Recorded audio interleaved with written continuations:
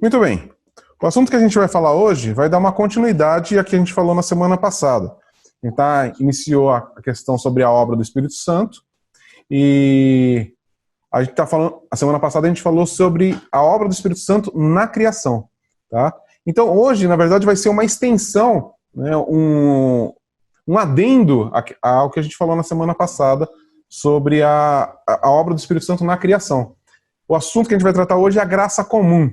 Tá? Então, primeiro a gente tem que entender o que é essa graça. A palavra graça, né, que ela vem do charis, né, do grego, que é muito usado no Novo Testamento, e ela tem esse sentido mesmo de ser algo dado, né? A gente até já comentou sobre isso, diferença entre misericórdia, diferença entre graça. Deus exerce a sua misericórdia quando ele não nos dá aquilo que merecemos. Meu pai já falou isso várias vezes aqui, em várias circunstâncias, episódios. Então, é essa misericórdia de Deus. Aquilo que nós merecíamos, Deus não nos dá. Mas, na graça, Ele nos dá aquilo além, né? Aquilo que, além de nós não merecermos, Ele dá aquilo que realmente não merecíamos. Tá? Então, seria o entendimento dessa de graça. Tá? A doutrina da graça comum, então, ela vai apresentar, ela está relacionada com a obra do Espírito Santo na criação, só que ela vai decorrer de um entendimento que surgiu... A gente vai perceber que essa ideia da graça comum, ela ganhou força, inclusive o próprio nome, graça comum, ela surge no século XIX e no século XX. Você fala, nossa, então é uma coisa muito nova. Não. Desde os pais da igreja a gente já vai ver que essa doutrina sobre esse entendimento, ela já existia, já permeava todos os ensinos da igreja. Só que ela não tinha um nome apropriado. Ela entrava dentro de outros assuntos. E aí, no século XIX, mais especificamente pela figura do Hermann Bavinck e do Abraham Kuyper, eles desenvolveram realmente até a nomenclatura graça comum para explicar isso, como funciona e que a Escritura nos traz, e desde os pais da igreja isso já acontece. A gente vai perceber muito isso no Novo Testamento. Tá? O que é a graça comum? Porque quando a gente pensa em graça, a gente entende aquela questão de algo que Deus faz para salvação, tá? Então, na graça comum, como o próprio nome diz, é comum. Ela é para todos. Que a gente tem entendido, e a gente ainda vai trabalhar isso mais para frente aqui na obra do Espírito Santo, sobre como o Espírito Santo age na vida dos eleitos. Então, a graça específica para a salvação. Só que a graça comum, como eu estava falando, o nome já diz, é uma graça para todos, sem distinção, tá? Então a gente tem que entender que essa graça, diferente da outra que a gente vai falar e que a gente já tem estudado muito sobre ela, a graça do perdão dos pecados, purificação dos pecados, da limpeza da culpa, que a gente falou muito sobre a obra de Jesus, né? Quando a gente falou sobre o ofício sacerdotal de Jesus, a gente falou muito sobre essa questão da redenção, nos livrar da culpa, nos purificar do pecado. Quando a gente estudou lá em Zacarias também sobre a fonte de purificação, que é Jesus. Mas essa graça comum, ela não se relaciona com isso. Tá? Então ela não efetua salvação nos pecadores, mas ela vai atuar em todos os pecadores. Tá? Ela tem um poder ela reprime o poder destrutivo do pecado. Lembra quando a gente estudou sobre o pecado? Que o pecado ele tem uma força violenta contra não só a humanidade, mas contra toda a criação. E a graça comum vai trabalhar também nessa restrição. Ela vai ordenar a vida da sociedade. E a gente vai falar isso aqui um pouquinho mais detalhadamente. Tá? E uma coisa que é importante a gente entender, não é que existem duas graças. Porque dentro dos atributos de Deus, nós entendemos que Deus é gracioso. Então Deus possui graça.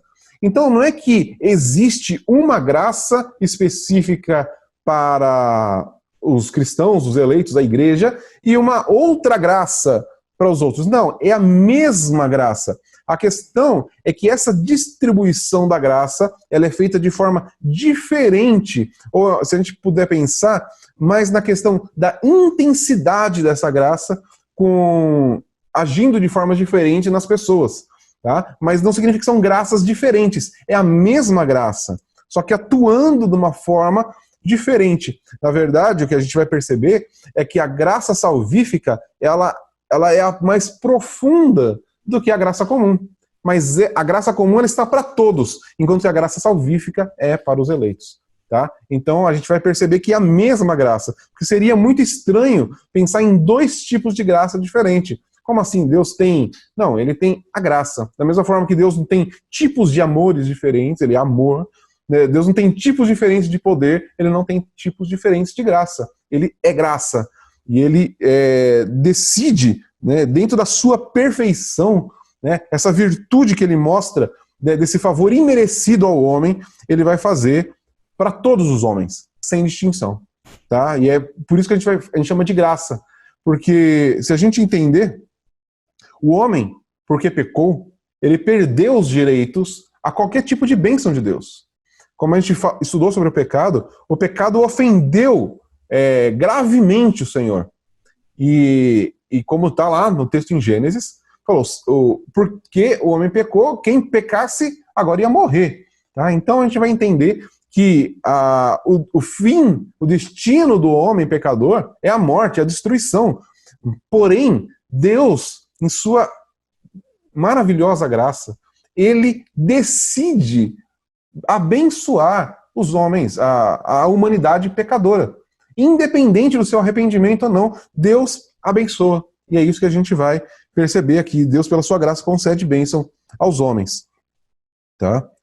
Como eu falei, essa doutrina ela vai ser muito bem desenvolvida no século XIX e no século XX, por aquelas duas figuras holandesas lá, o Herman Bavinck e o Abraham Kuyper.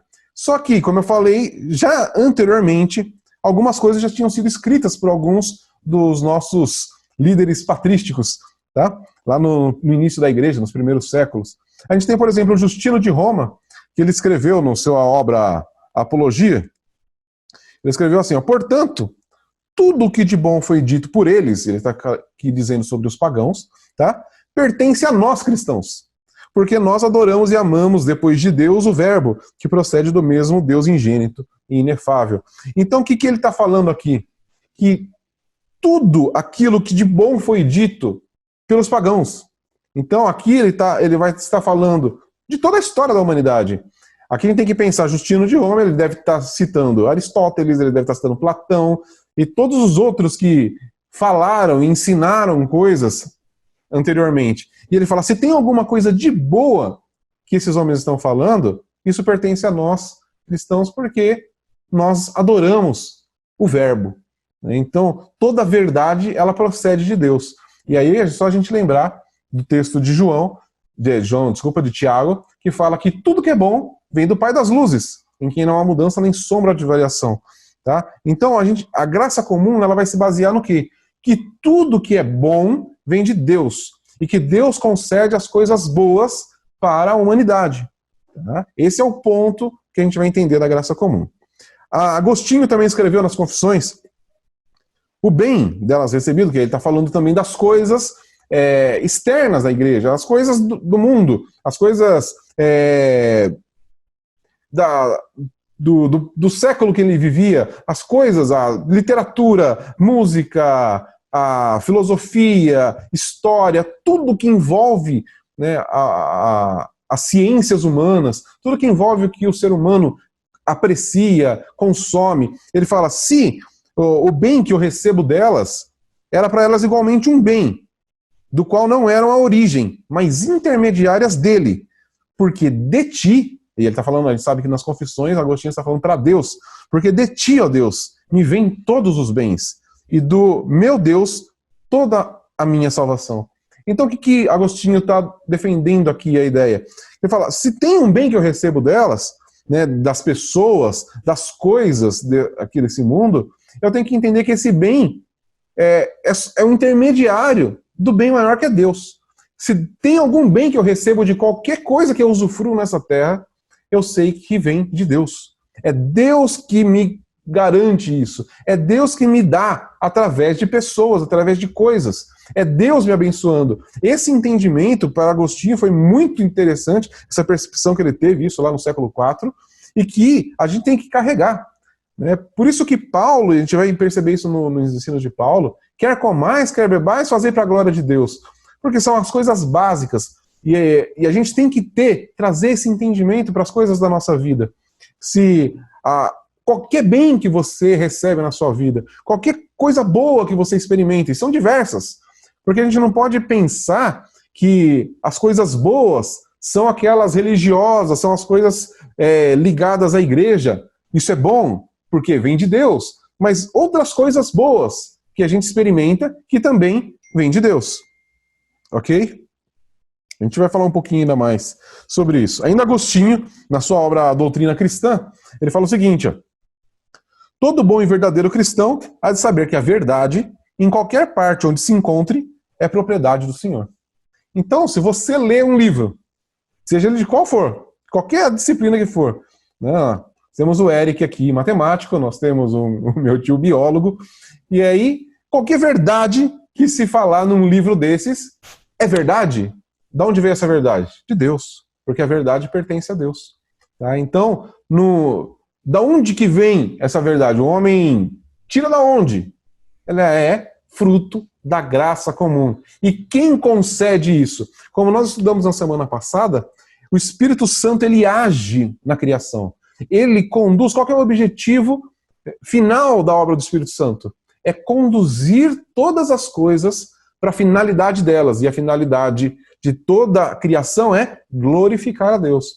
Então, quando um cientista, um estudioso, ele chega em alguma conclusão, essa conclusão, ela é um presente de Deus dado através do Espírito Santo. Aí ele fala, como assim? Mas às vezes o cara é um ateu. Esse cara que descobriu isso é ateu. Deus não quer saber se ele é ateu. Deus não está preocupado com isso, porque qual é a finalidade dele dar um conhecimento para a sociedade, dar um conhecimento para a humanidade? Levar a humanidade a glorificar a Deus. Mas o ateu, ele não reconhece isso. Deus não está preocupado se o ateu não vai reconhecer isso, porque o fim não é aquele cientista. O fim é algo além, que vai levar à conclusão de todas as coisas no final. Então a gente tem que entender que o Espírito Santo, ele age panoramicamente na história da humanidade. Ele não faz ali pontualmente como se fosse uma coisa isolada. Não, tudo que ele faz, a obra do Espírito Santo, ela é perfeita e vai conduzir até o dia da volta do nosso Senhor Jesus. Então, toda a obra da graça comum, toda essa ação de Deus na humanidade, ela vai culminar na volta do nosso Senhor. E ali, esse é um entendimento meu que eu percebo dessa realidade, quando o texto lá de Paulo aos Filipenses fala que toda língua e todo joelho se dobrará e toda língua confessará que Jesus é Senhor. Eu acredito que talvez nesse momento, ao ver Jesus ali, o Espírito Santo vai conduzir a todas as pessoas a um reconhecimento de todas as coisas que ele fez durante a história, de todas as coisas que cada pessoa experimentou na história, e vai reconhecer, sim, ele é Senhor. Tá? Então esse é um entendimento meu, isso não está escrito nas Escrituras, mas é uma forma como eu percebo como o Espírito Santo conduzindo para um final, para um destino, de conduzir todas as coisas para a glória de Deus, conduzir toda a humanidade a adorar ao Senhor. Tá? Pensando nisso ainda, e eu quero já dar essa introdução aqui, porque da onde que surge exatamente esse pensamento todo? Por que as pessoas, pensando ainda, inclusive no Bavinck e no Kuyper, por que eles chegaram nessa conclusão e se debruçaram sobre esse assunto de uma forma que até então ninguém tinha se debruçado mesmo sobre o assunto para estudar, para pesquisar e para escrever sobre isso? O grande problema é uma coisa que a gente sofre desde o início da igreja. A gente já vai perceber isso muito bem nos escritos paulinos. Paulo já tinha falado muito desse assunto nos seus textos. Claro, não trabalhando da forma como a gente está estudando aqui, dando o nome graça comum, mas nós sofremos, tá? Toda a igreja, a teologia, ela sofreu com uma forte influência da filosofia grega. Tá? E quando a gente pensa na filosofia grega, nós temos ali Platão, a filosofia platônica, ela foi a que mais influenciou o cristianismo. Tá? Em algumas coisas boas, mas também em algumas coisas muito ruins. E o principal ponto da filosofia platônica era um dualismo. Então você tinha... Platão enxergava como duas realidades, tá? Uma boa e uma ruim, o bem e o mal. Tudo na ideologia grega daquele período e que foi inserido no pensamento da igreja daquele período, e que isso permeou a história toda e chega até os nossos dias, é que existe uma guerra ontológica entre o bem e o mal. Que existe como se o bem e o mal fossem eternos inimigos, e Deus, no meio disso, criou o mundo. E aí a gente vai ter, até que a gente já falou na semana passada, as várias ideias de que surge, de que, eu não sei se eu não cheguei a falar isso, mas acho que só foi nos meus estudos, mas tem algumas ideias de criação do mundo, né, de cosmogonia, que é a própria criação do universo, de que Deus perfeito, tá? Eles pensavam num Deus único, isolado, não três pessoas, trindade. Eles pensavam num ser isolado, perfeito em si mesmo, tá? Que não podia se relacionar com nada além dele, porque ele era perfeito. E que dentro dessa sua perfeição e tranquilidade, algo atrapalhou o seu sossego. Então ele pôs aquilo para fora. E aquilo que ele pôs para fora foi a criação, que é a matéria. Então isso é um pensamento, claro, que não está nas escrituras e é completamente fora.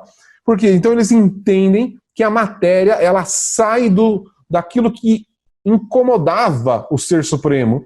Então a criação, e tudo que é matéria, ela está em conflito constante com o que é perfeito. Tá? E isso permeou todo o pensamento que a gente tem que entender. Os nossos primeiros irmãos lá atrás, eles estavam imersos nesse pensamento grego, nessa filosofia grega. Então, eles acabaram abraçando o cristianismo e junto com essa cosmovisão toda grega. Tá? Eles vieram com todo esse pensamento da filosofia grega e meio que acomodaram o cristianismo no meio desse pensamento dualista de mundo, onde a matéria é ruim, onde tudo que é físico é ruim. Então eles criaram esse dualismo dentro do pensamento cristão, como então só é bom aquilo que é espiritual. Se é terreno, então não é bom. Então não vem de Deus. Porque o que é de Deus é só a perfeição. Se existe alguma coisa nesse mundo que não é perfeita, então não vem de Deus. Percebe o problema que foi criado? Então, se você tem uma teoria científica e ela tem uma falha, então ela não vem de Deus. Porque Deus é perfeito. E se alguém chegou numa conclusão, mas ela não chegou na conclusão perfeita, então esse cientista, ele está separado, ele está num mundo oposto ao de Deus. Ele está fazendo oposição a Deus. E aí isso começou a entrar em todas as áreas humanas.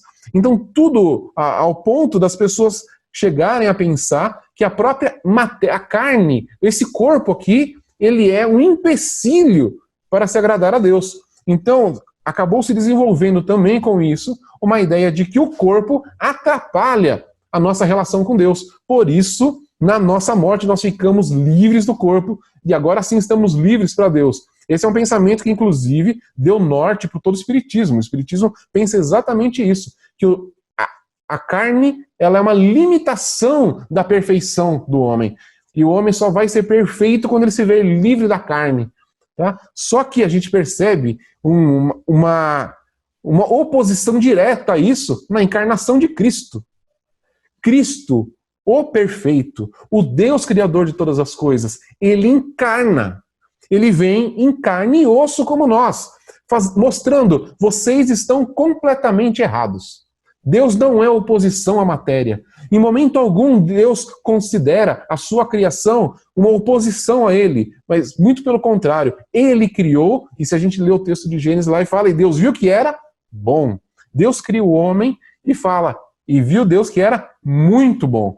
Tá? Então, Deus ele criou, e ele percebe a sua criação como algo bom. Então, tudo que está na natureza, tudo que está na criação, Deus olha e vê que é bom. Fala, mas a gente vê coisa corrompida, coisas estragadas. Sim, isso é consequência do pecado. E a gente tem que entender mais uma vez, o pecado não procede da criação de Deus. Deus não cria o mundo com o mal nele. Deus cria aquilo que é bom, aquilo que é perfeito. O pecado, ele surge dentro da própria criação. Porque como Deus cria o homem, e ele cria o homem à sua imagem e semelhança, ele cria o homem com sentimentos, com vontades, com capacidade de escolha, ele cria o homem de uma maneira muito especial. E esse homem se rebela contra o seu Criador e peca. Entende? E aí, ao fazer isso, nós não podemos entender o mal como sendo original, ele sendo algo que sempre existiu. Não, ele surge dentro da criação. Então, o problema do pecado, o pecado ele não é ontológico, ele não é algo como Deus, que sempre existiu, que estava sempre ali em oposição a Deus. Não, o pecado ele surge dentro da criação. Então ele é um problema moral, ele é um problema ético, mas não um problema ontológico. Tá? Vocês entendem quando eu falo ontológico, é da sua existência do ser. Como se o pecado sendo tivesse a sua própria história, ele tivesse a sua própria vontade. Não, o pecado ele é uma ação do homem. E não, o pecado não existe, entende? Por si só. Ele não é uma entidade, ele não é uma força, ele é uma ação do homem. Percebe a diferença? Se eu encaro o mal como algo que está presente no mundo, como se fosse uma força sombria que permeia as coisas, eu estou criando um ser imaterial que provoca coisas. Não, a gente tem que entender, e a Bíblia é muito clara nisso, quem pecou foi o homem. O homem é responsável pelos seus atos. Porque senão nós isentaríamos o homem da sua responsabilidade. Se a gente falasse, não, o mal existe aí e ele leva as pessoas para um caminho errado. Então o homem não tem culpa. Não, o homem é culpado do seu pecado porque ele se rebelou contra Deus e pecou. O pecado não existia. O pecado não estava ali rondando a humanidade e forçando a humanidade a executar alguma coisa. Não, o homem pecou e peca pela sua própria vontade, pela sua própria inclinação do coração. Ele peca porque quer. Tá? E isso é muito importante. Então, a gente percebe que ali o pecado é um mal moral e ético. Por que eu estou falando tudo isso? Porque a gente só vai entender exatamente essa doutrina da graça comum quando a gente entender o que é exatamente o mal no mundo. E dentro dessa questão toda, de pensar que existem esses dois mundos em conflito, levou-se a pensar que todas as coisas, ou elas se encaixam em uma, ou elas se encaixam em outra. Então, você olha para a ciência, e por que existe tanta briga aí com a ciência? Fala que a ciência e fé não se misturam. Por quê? Porque a ciência, ela trata das coisas naturais. A ciência não trata de coisas espirituais. Então ela é oposta a Deus. Não, não é. Porque Deus não é oposto à sua criação. É criação. Tá? É criação de Deus. É algo que Ele criou. Tá? Então Ele concede as coisas para a sua criação. E a gente tem que entender que todas as coisas, então, estão envolvidas com isso. Ó. E aí, voltando para o nosso foco aqui, que é o Espírito Santo. Esse é só um panorama geral aqui para a gente entender. Deu para entender tudo? Alguém ficou com uma dúvida do que eu falei até agora?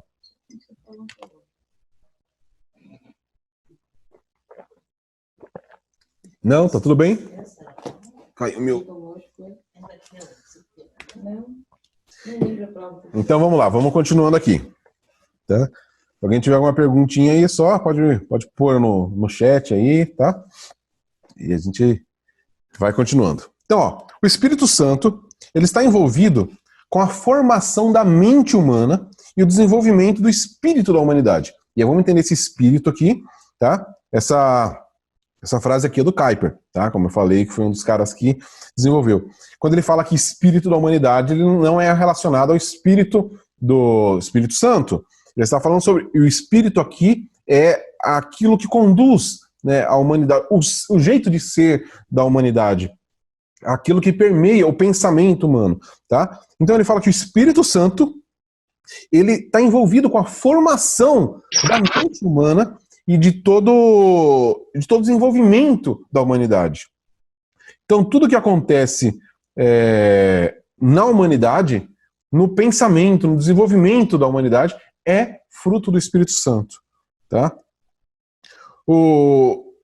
A condição do homem, ela vai depender do quê? Da condição da Terra, das influências do Sol, da Lua, das estrelas, dos movimentos naturais, dos planetas, e não menos da ação dos espíritos, anjos e demônios, tá? Lembra que a gente falou? Todas essas coisas, elas movem, né? Então a nossa vida, ela vai depender do quê? Ela depende do Sol, ela depende da chuva, depende do vento, mas ela também está conectada com a ação de anjos, demônios, o mundo espiritual que nos cerca. E eles não são antagônicos, tá? Eles não são contrários. Eles agem em conjunção, tá? Todas as coisas, elas se movem conjuntamente, tá? Não tem como nós separarmos. Não, então nós temos o Sol, que é uma coisa natural, e nós temos um anjo, que é uma coisa sobrenatural, como coisas totalmente distintas. Tudo é criação de Deus. É isso que a gente precisa entender. Não existe nenhum ser que não seja a criação de Deus. Tá? E isso é muito importante. O próprio diabo é criatura de Deus. Né? A gente não pode dar poder a ele que ele não tem, porque é criatura. Tudo é criação de Deus. Deus é o único ser absoluto. Ele é o único que é absoluto. Ninguém se compara ao seu poder, nada se compara ao nosso Deus. Então, quando a gente entende que é o Espírito Santo que move todas as coisas aqui na Terra, a gente tem que entender que o movimento do Sol, né, que na verdade não é o Sol que se move, na verdade é a Terra que move, né? A Terra que se move em volta do Sol, né? Isso é o quê? É uma ação do Espírito Santo. Fala, não é sozinho, é um sistema. Não. Como a gente falou na semana passada, Deus não é o relojoeiro que criou o relógio e agora deixa o relógio funcionando sozinho. Não, o Espírito Santo atua o tempo todo na condução de todas as coisas. Então, se a Terra está girando em torno do Sol, se a Terra está girando em torno do seu próprio eixo, é porque o Espírito Santo conduz isso. Se nós temos os ventos, se nós temos as chuvas, as nuvens, o movimento do mar, isso é o Espírito Santo conduzindo. E a gente entende que isso é o quê? Por que o Espírito Santo faz isso? Por causa da graça comum. A chuva cai sobre maus e bons. O sol também brilha para todo mundo. O solo, ele dá o resultado do plantio, seja para um ateu, seja para um cristão. Isso é graça comum. Deus, ele se preocupa com a existência humana. E isso é graça, porque o homem merecia morrer. Mas não, Deus conduz todas as coisas pelo Espírito Santo. O Espírito Santo dá a possibilidade do homem existir sobre a terra.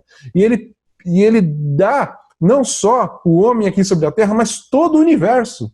Os lugares tão remotos que talvez o homem nunca nem saiba que exista. O Espírito Santo está sustentando todas essas coisas, está conduzindo todas essas coisas. Um cometa que passa pelo universo, aí que atravessa galáxias, é o Espírito Santo que conduz a trajetória dele. Não tem como pensar que um cometa está ali do nada, surgiu e está rolando pelo espaço por vontade própria, com destino nenhum. Não. Tudo é guiado pelo Espírito Santo. E isso é graça comum. Tá? Então, a obra do Espírito Santo, ela move todas as coisas. A gente vai entender que a graça comum, ela pertence à doutrina da providência. Lembra que a gente estudou lá atrás? A providência de Deus, providência divina, que rege todas as coisas. Tá? Ela cuida, né? A gente pensa em providência só o sustento para alguma coisa, não. Mas quando fala em providência, está querendo dizer Deus provendo a existência de todas as coisas e provendo tudo para o propósito divino. A gente tem que entender sempre isso. Tudo gira em torno de um propósito de Deus. Lembra que a gente falou semana passada? O Espírito Santo conduz todas as coisas conforme a vontade da Trindade. Então, Deus não conduz as coisas por uma vontade humana, nem por uma vontade de qualquer outra coisa. Não, mas sim pela sua boa vontade. né? Como Paulo diz lá, né, o seu beneplácito, a sua boa vontade, aquilo que ele faz por aquilo que ele quer e ele sabe que é bom. Tá? Então Deus conduz todas as coisas numa direção específica até a trajetória de um cometa cruzando a galáxia. Tá? A gente pode não entender. Qual é o objetivo disso? A gente não entende, porque a gente é criatura. Mas ele que é o Criador, ele sabe todas as coisas. Ele escreveu a história. Ele escreveu como as coisas devem ser. E vão ser levadas para o fim que ele estabeleceu, que é glorificar a Trindade. Ok? Tudo bem aí? Agora, a gente falou, a graça salvadora, ela tem um destino, que a gente vai estudar um pouquinho mais para frente aí, que é a redenção, a regeneração dos eleitos. Só que mesmo assim, o final é idêntico. Porque por que Deus salva a sua igreja? Por que Deus redime um povo para si? Por que Deus santifica um povo para si? Qual que é o objetivo disso? Glorificar a Trindade. Por que Deus conduz a humanidade até o seu fim? Para glorificar a Deus. Por isso que a gente fala que a graça não é uma graça diferente. Ela só trabalha numa intensidade diferente de acordo com os propósitos de Deus. Tá? E aí você pode até levantar a questão, mas por que Deus faz isso? Porque Ele é Deus. E aí não cabe a nós. Existem aquelas coisas que não pertencem a nós, que Deus não divide com a gente o porquê dele fazer certas coisas. Talvez, e é talvez, um grande talvez, ele explique isso pra gente quando o nosso Senhor Jesus voltar. Talvez ele explique, talvez nunca explique. E a questão é que nós temos que simplesmente nos render a Ele e falar, sim, Deus, o Senhor é bom. Então tudo que o Senhor está fazendo é bom. Se o Senhor decidiu que vai fazer assim, por que eu vou questionar qualquer coisa que Deus faça? Eu posso não entender, mas eu tenho que saber, pela palavra dele, pelo aquilo que ele falou, que o que ele está fazendo é bom e que está conduzindo todas as coisas para glorificar o próprio nome dele. Ok? Cristo, né, e a gente pensa Cristo, a gente estudou sobre Cristo reinando sobre todo o cosmos, tá? Então a gente está falando do Espírito Santo aqui, mas a gente entende que todo o reinado de Jesus Cristo também é uma obra do Espírito Santo. Cristo, ele rege todo o cosmos por causa da sua igreja, tá? Então a igreja, isso está escrito lá em Colossenses, Deus faz, Cristo conduz as coisas, rege o cosmos por causa da sua igreja. Só que qual é o objetivo da sua igreja? Glorificar a Deus. Então, até a gente vai entender que quando tem essa graça específica destinada aos eleitos, e nós temos a graça comum, a gente vai perceber que a graça comum, ela também age em favor dos eleitos. Ela não está ali só acontecendo de forma isolada. Deus, ele tem um plano com a sua igreja, com aquele povo que ele chamou para si. E quando ele dá algo para a humanidade, ele está dando também por causa dos seus eleitos. No final, o foco é o seu povo, porque é aquele que vai reinar com ele eternamente. Ok? Então, de acordo com os sábios conselhos da divindade, tá, da Trindade, a obra do Espírito na criação, na cultura e história é dirigida para um fim a preparação da glorificação de uma noiva para o Filho e para a glória do Pai. Tá? Isso é uma citação aqui do Michael Horton. Tá? Então, todos os conselhos, a obra do Espírito Santo na criação, na cultura, na história, é dirigida para um fim de preparar e glorificar uma noiva para o Filho e para glorificar o Pai. Tá? Então a gente vai perceber que toda a obra do Espírito Santo, ela conduz a isso. Ok?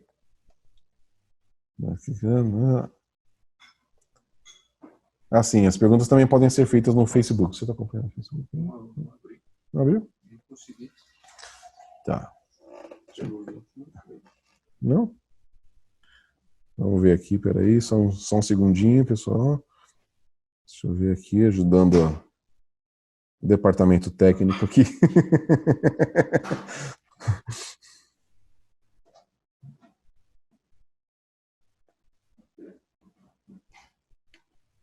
Mas vamos lá, enquanto abre aqui, a gente vai continuando, tá? Tá tudo bem até aí? Tá tranquilo? Tá entendendo? Tá de boa? Ótimo. Então, vamos lá. Alguns pontos importantes sobre a graça comum. Ó.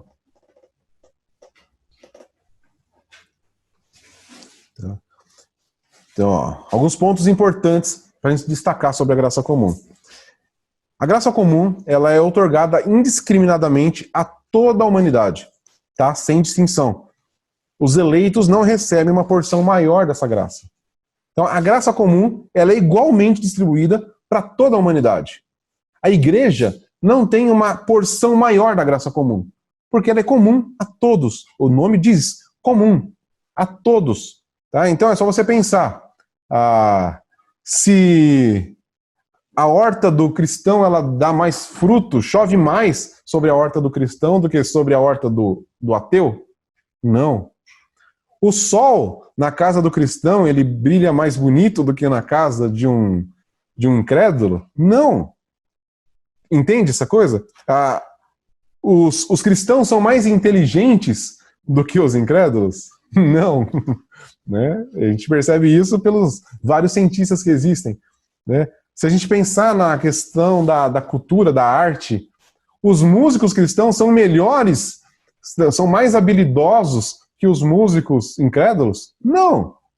A literatura de um cristão, ele escreve muito mais bonito do que um poeta incrédulo? Não. Percebe? Então, e todos esses pontos são na graça comum. A gente vai tratar depois de cada um deles aqui. Mas a gente percebe que não é. Então Deus, ele não olha, ao distribuir a graça comum, ele distribui a toda a humanidade, indiscriminadamente. Tá? Ele não vai escolher, não, esse aqui é da igreja, então desse aqui eu vou dar mais inteligência para ele.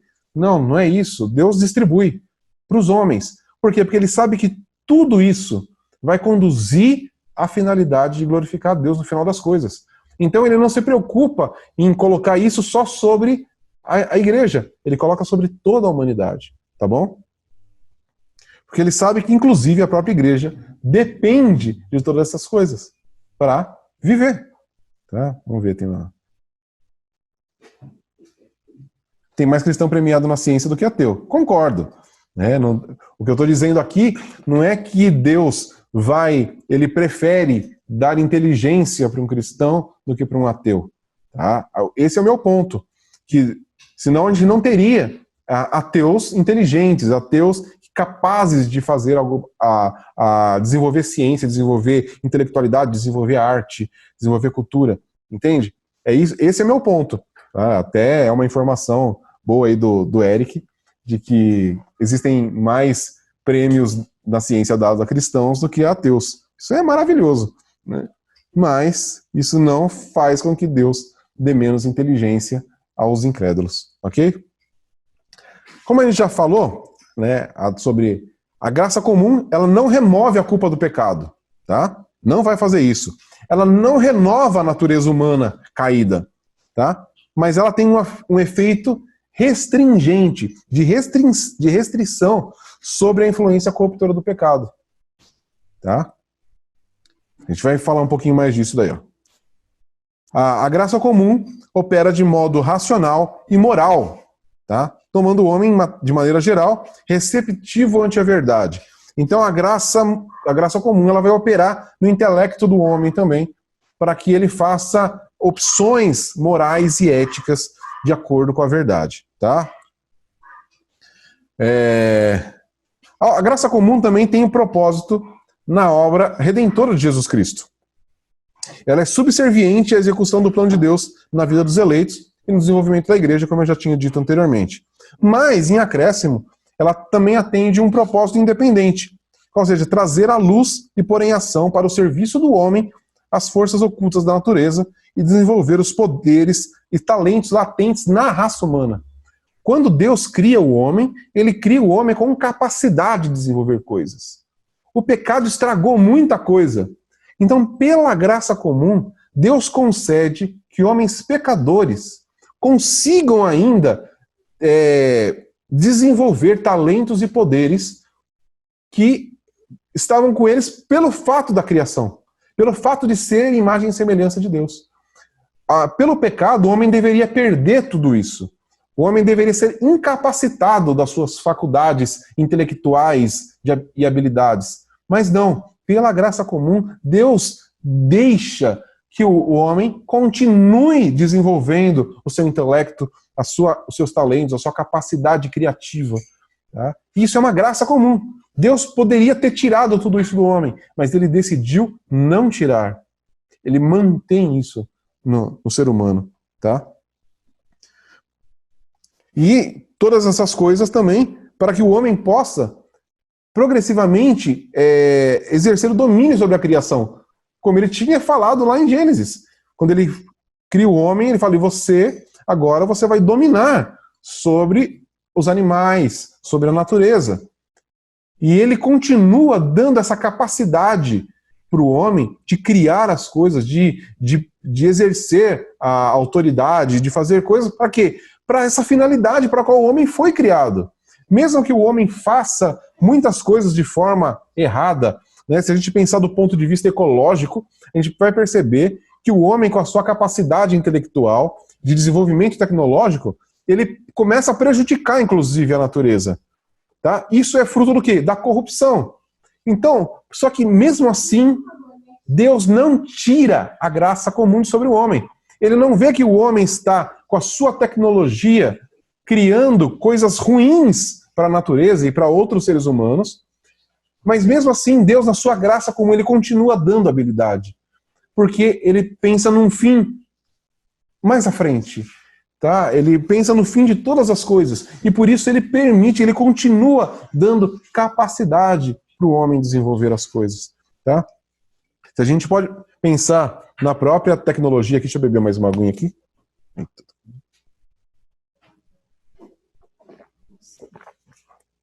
Pensar na própria tecnologia, quantas vezes a gente já não ouviu pessoas falando contra a tecnologia, né? Falando contra a internet. Eu lembro quando surgiu a internet, não, isso daí é coisa do mal, essa coisa do demônio, é coisa do diabo, isso vai acabar com a sociedade. Tá? Pensa, se não tivéssemos internet, não estávamos aqui estudando. Vocês não estariam aqui me ouvindo. Isso é graças à internet. Então você pode, nossa, mas quanta maldade o homem não faz com a internet? Né? Os hackers invadem sistemas, roubam informações, sequestram pessoas virtualmente, dados. Né? Você fala, nossa, olha a maldade, se não tivesse a tecnologia, então isso não aconteceria. Mas Deus, ele sabia que esse momento ia acontecer. E ele sabia que a única forma da gente transmitir o evangelho e fazer nossos encontros seria pela internet. Então, pelo um fim, né? A gente nem pode dizer que é o seu fim final de todas as coisas, é o momento que nós estamos passando. Mas essa tecnologia que o homem desenvolveu, quem deu? Espírito Santo. Então, quem conduziu o homem a pensar nesse negócio chamado internet é o Espírito Santo. O Espírito Santo conduziu o pensamento de homens e mulheres no decorrer da história para chegar hoje nós aqui, vocês estão me vendo dentro da sua casa e eu na minha. Percebe? E a gente falando aqui sobre o Espírito Santo. Então, a gente vai falar, a gente tem que pensar dessa maneira, como Deus ele conduz as coisas para um propósito muito superior ao que nós podemos imaginar. Tá? E isso é graça comum. Tá?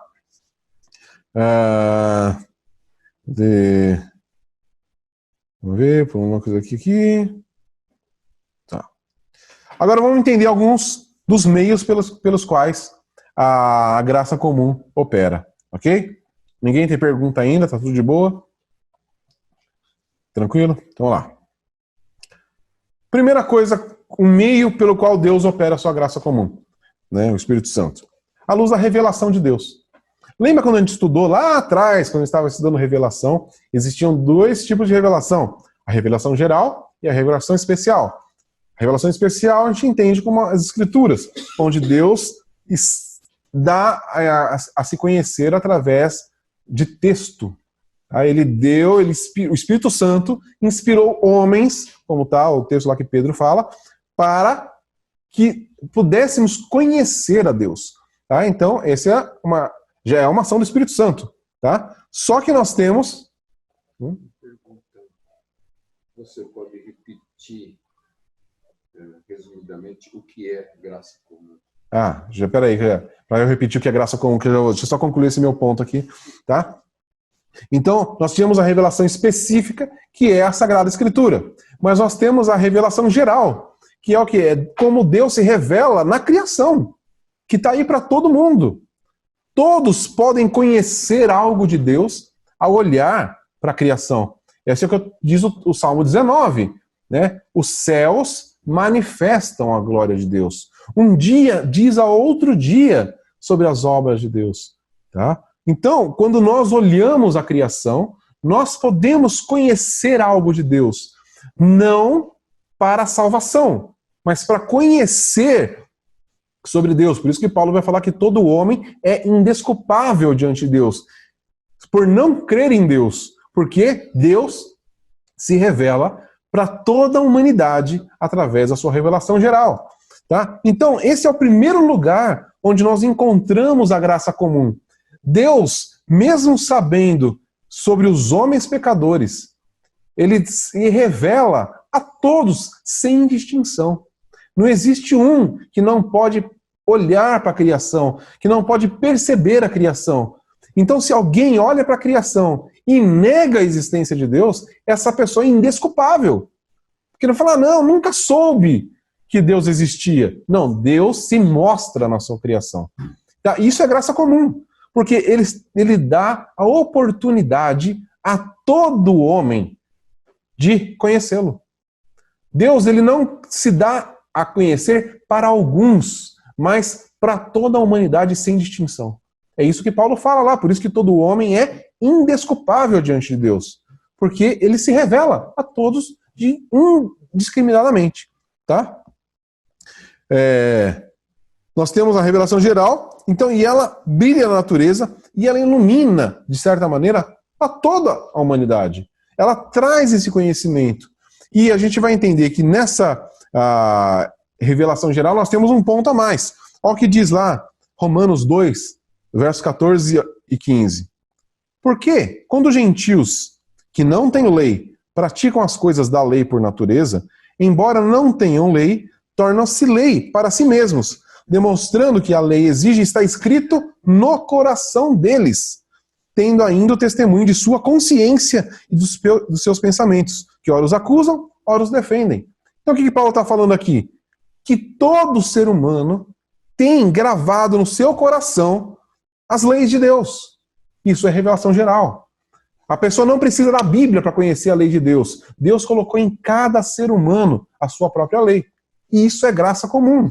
É Deus se dando a conhecer para toda a humanidade, colocando as suas leis dentro do homem pecador. Deus não olha para o homem pecador, agora que você é pecador, então agora também você não vai ter nada a ver comigo. Eu não vou colocar nada dentro de você. Não, Deus coloca a sua própria lei no coração do homem pecador, do homem incrédulo, do ateu.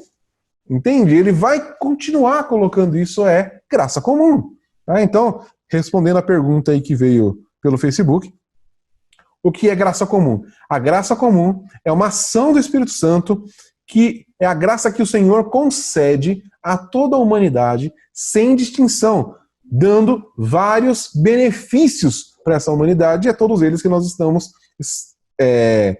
expondo aqui, tá? Desde das coisas naturais, como sol, chuva, temperaturas, possibilidade de crescimento das plantas, dos vegetais, das árvores frutíferas, dos animais, tudo isso é graça comum, como agora nós estamos vendo que Deus se revela através da criação e ele também coloca dentro do coração do homem a sua própria lei, para que o homem saiba o que está certo e o que está errado.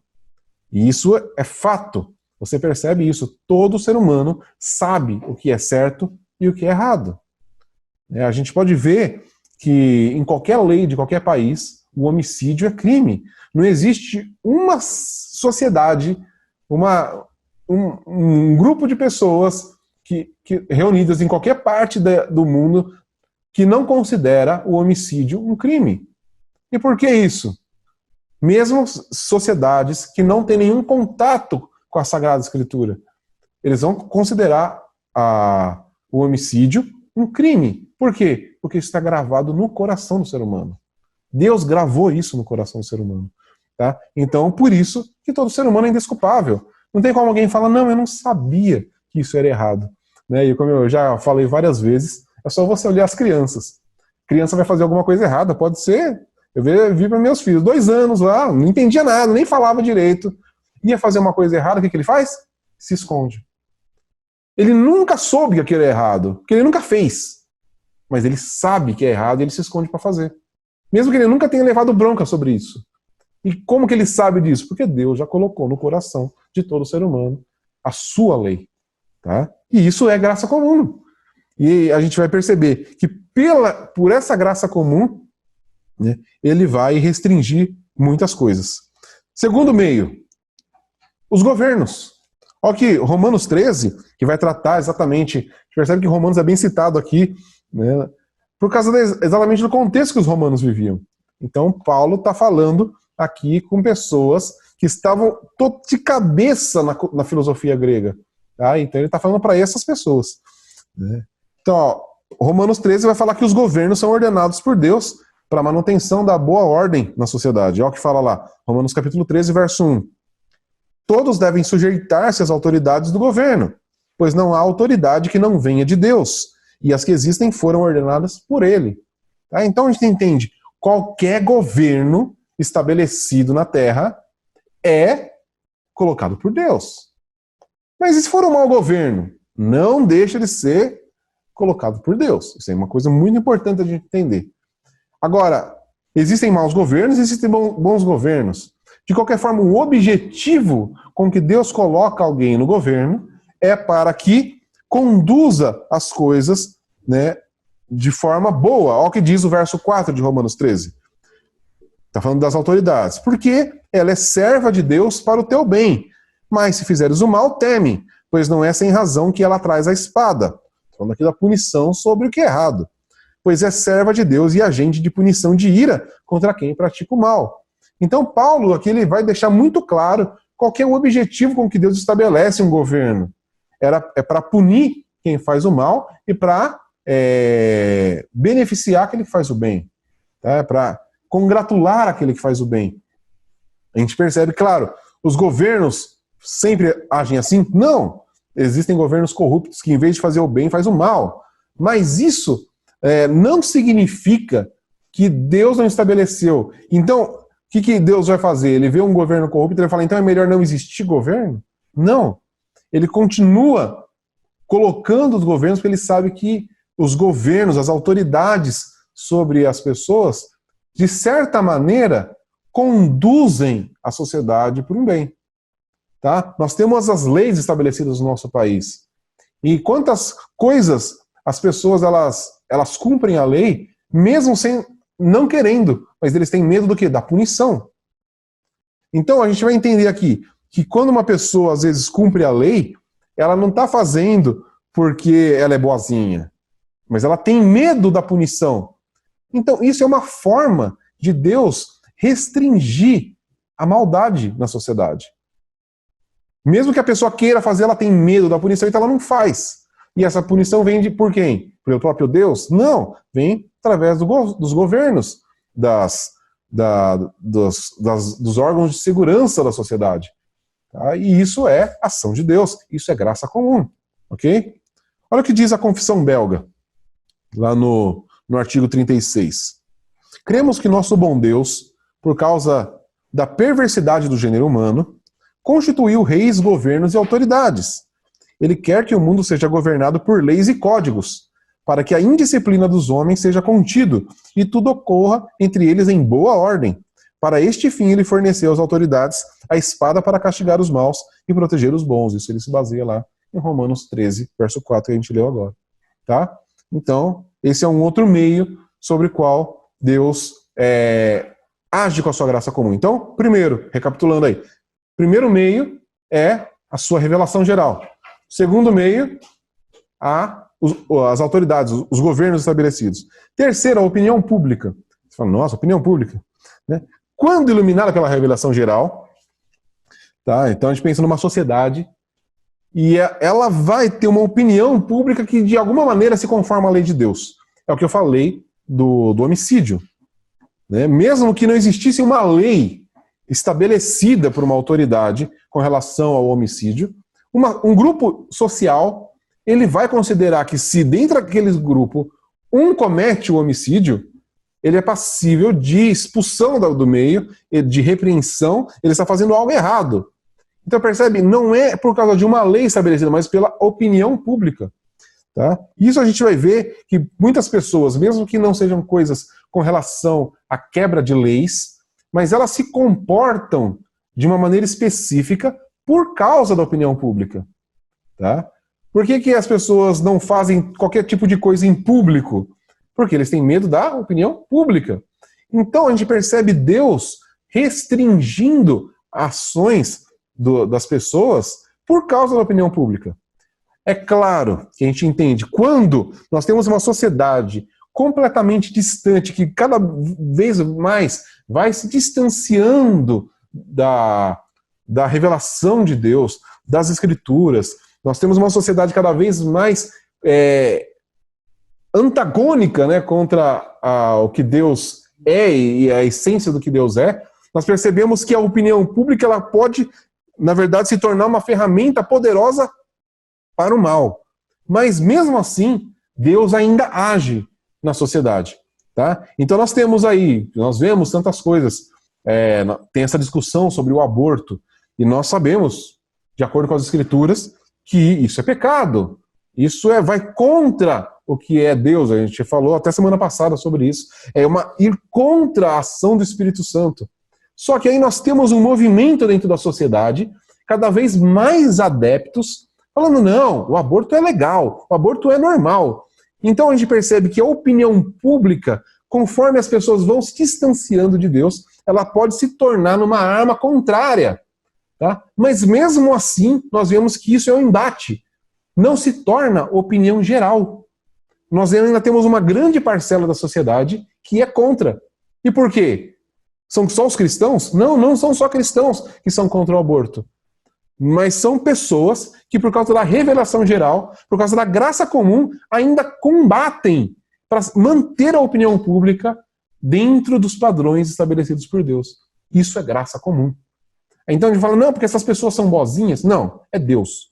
É o Espírito Santo conduzindo a opinião dessas pessoas. É o Espírito Santo fazendo com que elas lutem por princípios que nem elas mesmas entendem porque são corretos. Isso é graça comum, ok? Quarto ponto, punições e recompensas divinas. A gente falou primeiro do governo, que pode trazer uma punição direta ali. Mas nós temos punições e recompensas divinas. As pessoas, querendo ou não, elas têm uma percepção que se elas fazem o bem, Deus pode abençoá-las. E se elas fazem o mal, elas vão ser castigadas. Tá? Não vou nem entrar no mérito da questão aqui, se essa percepção é correta ou não, mas eu percebo isso e a gente pode perceber, e o próprio, quem fala disso aqui é o Luiz Berkoff, ele vai trabalhar essa ideia de que essa percepção das pessoas também conduz ela a fazer o bem, ou deixar de fazer o mal. Então, algumas pessoas fazem o bem, não porque amam a Deus, mas porque elas não querem serem punidas. Elas têm medo de uma punição depois da morte, ou nessa própria vida, ou na própria reencarnação, entende?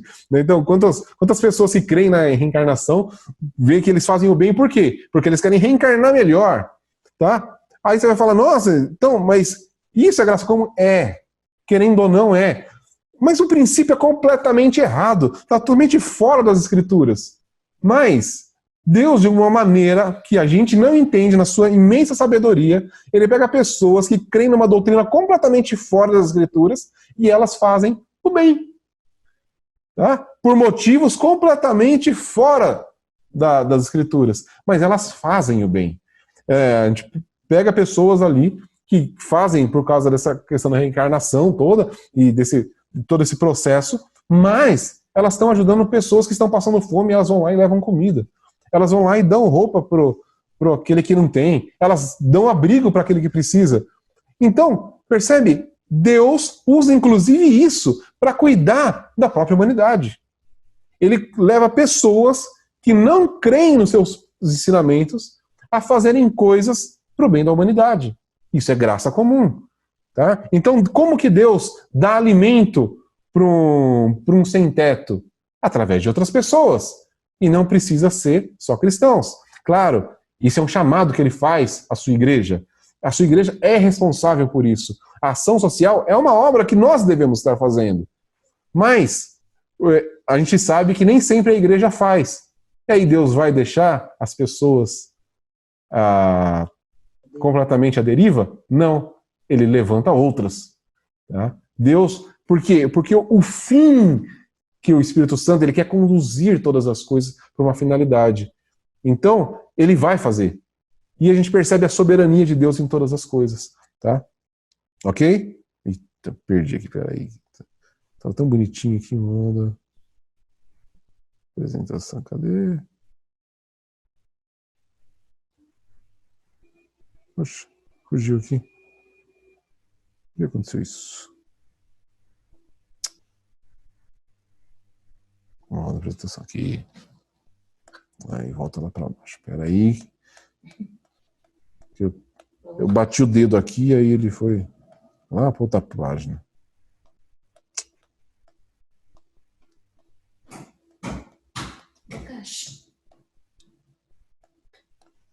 Aí, vamos lá, aqui. Cadê? Isso, as punições. Então, ó. Então, lembrando dos 4 pontos que a gente pôs aqui. O primeiro meio de graça comum é a própria revelação geral. Segundo, os governos e autoridades estabelecidos. O terceiro, a opinião pública.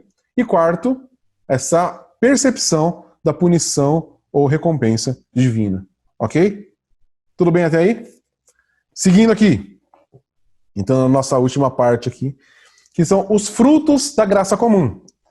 Tá? Já falou de alguns aqui meio por cima, agora a gente vai trabalhar um pouquinho mais específico, tá bom? Então vamos lá, ó. Primeira coisa, é sustada a execução da sentença. Eu já falei disso um pouquinho no início, e agora vamos falar um pouco mais específico. Quando o homem pecou, né, então antes do homem pecar, Deus já tinha estabelecido lá. Vocês não podem comer do fruto do conhecimento do bem e do mal, porque no dia que vocês comerem, certamente morrerão. O que Adão e Eva fez? Comeram. Tá? Começou um processo, sim, de morte. Mas Deus não fulminou os dois ali. E por que Deus não fez isso? Graça. Eles mereciam. Deus não fez. Tá? Claro, o homem agora passa a estar morto em seus delitos, como diz lá o texto de Efésios, tá? Efésios capítulo 2. Mas os homens estão vivos na sua carne, tá? Estão mortos espiritualmente, estão separados de Deus. Mas Deus continua dando manutenção da vida. E por que Deus faz isso? Porque ele tinha um propósito. Lembra? Todas as coisas Deus conduz para uma finalidade. Se lá no Éden Deus tivesse executado Adão e Eva, tinha acabado a humanidade. Mas não era esse o propósito dele. O propósito dele era o quê? Um povo para si. Então, mesmo no pecado de Adão e Eva, Deus dá graça para eles, mantendo-os vivos, para que eles continuassem e pudessem se multiplicar, se reproduzir, encher a terra. Por quê? Porque ele queria salvar um povo para si. Porque ele sabia que Jesus teria que vir depois de alguns milênios, ele viria, ele encarnar naquela região ali da Judéia, ia ser morto na cruz para resgatar um povo para si, que é a sua igreja. Então, percebe como toda ação do Espírito Santo ela tem um propósito específico. Por que o Espírito Santo insuflou graça ali em Adão e Eva? Por causa... A minha palavra insuflou. Ficou até engraçado agora. Não aguentei. Por que o Espírito Santo concedeu essa graça a Adão e Eva? Porque ele estava olhando a igreja no dia da consumação. Né? O Espírito Santo olha para a vinda do Senhor Jesus Cristo nas nuvens e ali milhões de pessoas subindo com ele nas nuvens. Ele não estava olhando só Adão e Eva. Ele estava olhando toda uma história da humanidade. Isso é graça. Isso é a graça comum agindo. Deus mantendo a existência e a sobrevivência de pecadores para que uma igreja santa pudesse ser levantada no decorrer da história. Isso é graça. Isso é graça comum. Tá? Então, essa é a primeira coisa que a gente percebe aqui. Tá? Ele prolonga a vida natural do homem, ele dá tempo também para o arrependimento. Nós sabemos quantas histórias de pessoas que, no seu leito de morte, se arrependem dos seus pecados. Então, o homem às vezes viveu lá 80, 90 anos de pecado. Deus poderia ter matado ele muito antes, porque ele é pecador. Não, mas porque existe uma finalização. Deus olha para um final, ele estabelece um propósito. E se aquele homem ali era um dos eleitos, ele vai se arrepender, nem que seja com 99 anos no seu leito de morte. Mas ele vai chegar ao arrependimento. Então, Deus, ele permite toda uma vida pecaminosa de uma pessoa, porque ele tem um propósito. E ele mantém aquela pessoa viva até o fim, porque ele tem um propósito. Tá? E isso é graça comum. Olha o que diz aqui Isaías 48, verso 9. Refreio minha ira por amor do meu nome, e me contenho para contigo por causa do meu louvor, para que eu não te extermine. Olha o que Deus fala para os pecadores. Tá? Por causa do amor ao nome dele, tá? Ele se contém e não extermina os pecadores. É por causa do propósito dele eterno. Outra coisa que diz aqui em Jeremias capítulo 7, dos versos 23 ao 25. Mas lhes ordenei isto: dai ouvidos à minha voz, e eu serei o vosso Deus, e vós serei o meu povo. Andai em todo o caminho que eu vos ordenar, para que vos corra tudo bem. Mas não ouviram, não prestaram atenção, antes andaram nos seus próprios conselhos, no propósito do seu próprio coração perverso. Andaram para trás e não para diante. Desde o dia que vossos pais saíram da terra, do Egito até hoje, tenho-vos enviado insistentemente todos os meus servos, os profetas, dia após dia. Então aqui Deus está falando: falei com vocês, andam no meu caminho. O que vocês fizeram? Andaram errado, foram para o caminho errado. Estão fazendo um monte de besteira. O que eu faço? Extermino vocês? Não. Eu continuo enviando profetas para ensinar vocês, para guiar vocês para o caminho correto. Isso é graça comum. Sempre que se levantam homens e pregam para essa geração corrupta, o que é Deus? É a graça comum do Senhor, para que todos possam chegar ao arrependimento, possam a oportunidade de todos conhecerem os desígnios de Deus. Deus, ele conduz, isso é graça comum. Ok? Romanos capítulo 9, verso 22. E que direi se Deus, querendo mostrar a sua ira, e der a conhecer o seu poder, suportou com muita paciência os vasos de ira, prontos para a destruição. Então aqui, Paulo está falando aqui dos pecadores, os vasos de ira, prontos para a destruição, mas Deus quis mostrar seu poder e suportou com paciência. Isso é graça comum. Deus, um Deus santo, perfeito, justo, suportar a existência de criaturas pecadoras, graça comum. Deus, em sua perfeição, ele poderia muito bem eliminar todo o pecado de sobre a terra e todos os pecadores, mas ele não faz. E ele fez isso por causa da sua graça comum. E isso é uma ação do Espírito Santo, mantendo a humanidade. Ok? Esse é o primeiro ponto.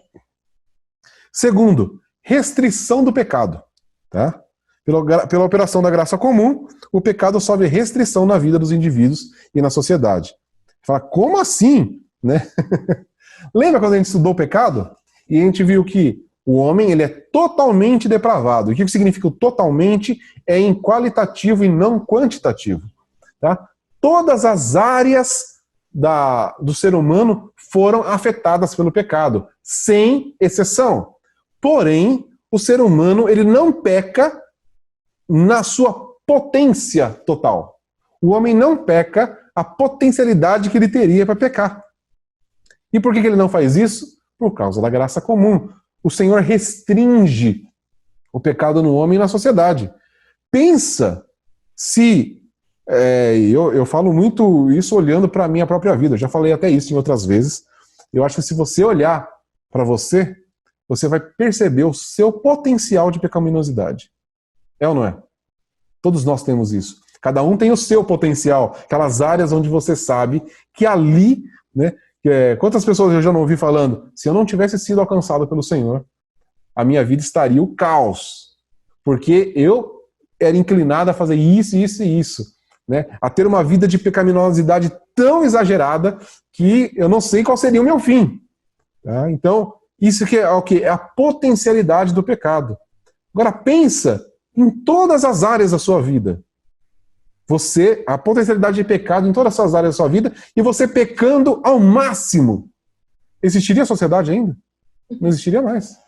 Pensa em 7 bilhões de pessoas na Terra pecando em toda a sua potencialidade, com toda a maldade existente no coração do homem, com toda a corrupção. Não tinha mais ninguém vivo, porque todos iam matar todos. Seria uma matança geral. Não existiria mais propriedade, não existiria mais nada, não existiria pilares da sociedade. E como que isso se mantém? Por que você conhece pessoas que, mesmo incrédulos, não pecam em determinadas áreas, ou não cometem determinados atos pecaminosos? Por causa da graça comum. E por que Deus faz isso? Para manutenção da existência humana. Se Deus deixasse o homem pecar à vontade, o mundo já teria acabado. Então Deus restringe o pecado. Então ninguém peca o tanto que poderia pecar, porque a graça comum, o Espírito Santo, age em todo o ser humano, restringindo a sua capacidade de pecar. Tem uma pergunta aqui, vamos ver. Tem a ver com Sodoma e Gomorra? O que você está falando? Deus colocou um limite, um ponto final, porque eles estavam ultrapassando. Sim, a pergunta aqui é se em Sodoma e Gomorra foi um limite que Deus estabeleceu. Tá? Ali é um outro tipo de limite que Deus estabelece. Tá? O que eu estou falando aqui é um controle, uma ação do Espírito Santo que não permite que o ser humano peque. No caso de Sodoma e Gomorra, é como se naquela cidade Deus tivesse soltado mais as rédeas. Tá? Porque a gente entende que a graça comum é como uma rédea segurando o pecador. O que a gente percebe no episódio de Sodoma e Gomorra é como se Deus tivesse afrouxado essa rédea, e aí a cidade entrou num caos de pecaminosidade. E o que Deus faz? Ele destrói a cidade. Isso como um exemplo, e é um exemplo que ele é citado até no Novo Testamento. Então, é uma demonstração do que acontece com uma sociedade onde não existe uma restrição mais séria do Espírito Santo. Então, essa cidade é passível de destruição, porque ela chega num nível insuportável de pecaminosidade. Então, se você olha para a nossa sociedade hoje, e você percebe, nossa, que sociedade corrupta, que pecaminosidade, mas Deus ainda não destruiu? Então, é porque ela não chegou nem parecido com o que era Sodoma e Gomorra. Tá? Isso é muito importante a gente entender. Por quê? Porque Deus ainda está, pela ação do Espírito Santo, refreando a pecaminosidade e a corrupção dentro da nossa sociedade. Você fala, nossa, mas no nosso país Deus está fazendo isso? Tá. Por incrível que pareça. Porque se o Espírito Santo não refreasse a nossa sociedade, esse país aqui já tinha sido destruído. Não somente destruído pela ação de Deus, mas pela própria sociedade. O país teria implodido já. Mas não, Deus ainda sustenta, pela ação do Espírito Santo, a pecaminosidade. Tá? No caso de Sodoma e Gomorra, eu acho que Deus pegou como um grande exemplo do que acontece com uma sociedade onde ele solta as rédeas. Tá? Olha o que diz aqui Romanos 3. Não, na verdade...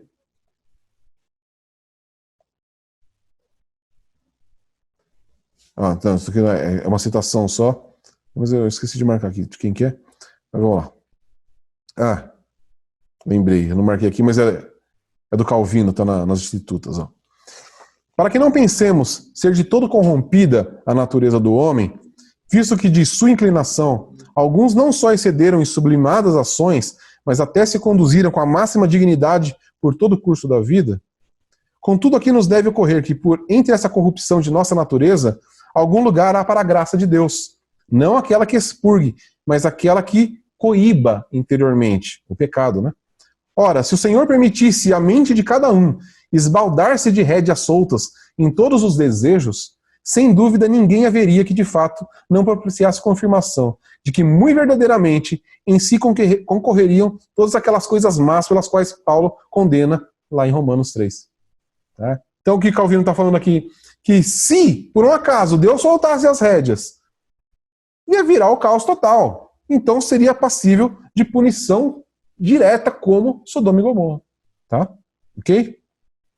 Então, primeiro vimos que Deus ele trabalha na manutenção da vida, na não execução dos pecadores. Segundo, na restrição dos pecados. E agora vamos ver um terceiro ponto. A preservação de alguma percepção da verdade, moralidade e religião. Tá? Então deve-se à graça comum que a humanidade ainda conserve alguma noção do que é verdadeiro, do que é bom e do belo, e que muitas vezes aprecia essas coisas num grau até surpreendente, tá? E que revela, deseja a verdade, a moralidade e até, de alguma certa forma, a religião. Por que as pessoas têm, a gente percebe isso na sociedade, elas querem o que é belo, elas querem uma boa sociedade, mesmo incrédulos. O que é isso? Por causa da graça comum atuando na sociedade, as pessoas desejam um lugar melhor para viver. Então elas querem leis que vão manter, que vão fazer a manutenção da vida na sociedade. Elas querem o que é belo, elas querem coisas bonitas, elas vão em busca disso, elas querem as coisas boas da vida. Tá? E por que isso? Graça comum. Porque senão o ser humano corrompido, ele só desejaria o mal, ele só desejaria as coisas corrompidas. Mas não, existem pessoas que procuram, inclusive, viver de forma moral e procuram viver numa sociedade com padrões morais elevados. Elas desejam isso para a sociedade. O que é isso? Graça comum. O ser humano corrompido não teria desejos por moralidade, não teria anseios por aquilo que é belo, não teria anseios nem por qualquer afeição religiosa. Tá? O ser humano distanciado de Deus, rebelado contra Deus, ele não procuraria entrar em contato com qualquer tipo de divindade existente, né, no seu conceito. Que a gente vai perceber isso nas diversas religiões. Eles querem entrar em contato com algum tipo de divindade. E isso é o quê?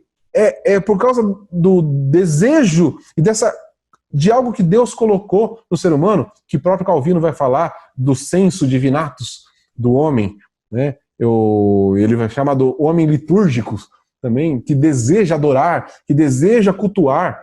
Isso é algo que Deus coloca em todo o ser humano. Ele fez isso por causa da sua igreja. Mas aí, pecadores, incrédulos, que não creem na verdade do nosso Deus, também têm esse anseio pelo divino, esse anseio por adorar algo, por ter uma conexão com algo maior. E isso é graça comum. É por causa dessa graça comum dada a todos os homens que nós fomos alcançados. Então Deus utiliza dessa graça comum dada a todas as pessoas indiscriminadamente para atrair para si um povo. Então ele põe esse desejo de adorar, de prestar culto em todo ser humano para alguém, para alguma coisa. E aí, com a sua graça eficaz, que é a que a gente vai estudar mais para frente, ele fisga esse homem, né, essa mulher, esse homem no sentido geral aqui, né, da palavra, né, para si. Então, mas é por quê? Porque ele já colocou algo que pertence a toda a humanidade, onde todos nós compartilhamos desses mesmos anseios litúrgicos. E aí, dentro desses, ele coloca a graça eficaz e traz para si. Tá? Mas esse é um ponto para a gente ver na próxima aula. Tá? Quarto ponto, a prática do bem público e da justiça civil. Então a graça comum também capacita o homem a praticar o que geralmente se denomina justiça civil. Né? Atividades civis naturais que as pessoas fazem nas relações sociais e que elas vão se harmonizar externamente ou objetivamente com a lei de Deus. Tá? Embora destituída de qualquer qualidade espiritual. Tá? Então são aquelas coisas boas, né, que as pessoas fazem na sociedade. Por que alguém deseja criar uma associação beneficente? Tá? E às vezes não é com finalidades espirituais, mas ela quer praticar boas ações para a sociedade. Ela quer uma sociedade melhor. Tá? Então o que é isso? Isso é a graça comum. O ser humano por si só nunca desejaria o bem. O ser humano pecador, ele não deseja o que é bom, mas porque a graça comum atua, então nas pessoas, então ele possibilita que essas pessoas possam se desenvolver e buscar esse tipo de coisas. Tá? Isso é a obra da graça comum. Ok? Um outro ponto, quinto ponto aqui, os talentos. Os talentos de forma geral, aqui para a arte, para todas as coisas, inclusive para a ciência, né, a inteligência, a capacidade intelectual. Deus dá isso aqui, né? Então não é só na manutenção das ordenanças da criação, mas também em dádivas individuais e nos talentos que ele dá para pessoas específicas. E aqui, por que essas pessoas específicas? A gente não entende por que Deus dá capacidades maiores para alguns, né, de talentos, de desenvolvimento artístico, culturais, para alguns e para outros não. Mas, no final, toda a sociedade é beneficiada por isso. Quando alguém recebe essa graça comum com relação a uma habilidade, por exemplo, a gente pode pensar, a gente já falou da internet aqui. Não sei quem foi o cara que teve a ideia, né? E isso foi a iluminação do Espírito Santo. O cara, não, vou criar uma rede onde as pessoas possam se comunicar e trocar informações, trocar dados remotamente. Isso foi um lampejo do Espírito Santo. Tá? Agora, foi um cara para quem Deus deu a capacidade para desenvolver isso. Toda a humanidade é beneficiada por causa de uma ideia que ele deu para um cara, de uma capacidade que ele deu para uma pessoa. Entende? Quando você ouve uma música bonita, que te inspira, que te sensibiliza, a capacidade de composição, de execução, foi dada para uma determinada pessoa. Mas todos aqueles que têm contato com aquela arte são beneficiados pela arte. Tá? Então, a gente percebe, por que então Deus ele escolhe só uns ele dá mais atenção para uns? Não, ele dá habilidade para uns porque esses que vão criar essas coisas, eles vão beneficiar as outras pessoas. Todo o desenvolvimento cultural, ele é abrangente. Ele não é para a pessoa que recebe. Na verdade, toda a produção de cultura nunca é para a própria pessoa. Eu falo muito isso quando eu estou dando aula de música, e eu falo, a música ela é um fenômeno humano porque ela é feita de pessoas para pessoas. Ninguém faz música para si mesmo. Conhece algum compositor, algum músico que estuda, compõe para ele? Não, a maior vontade que qualquer estudante de música tem é mostrar para alguém que ele sabe tocar. Ele quer se apresentar, ele quer mostrar a arte dele.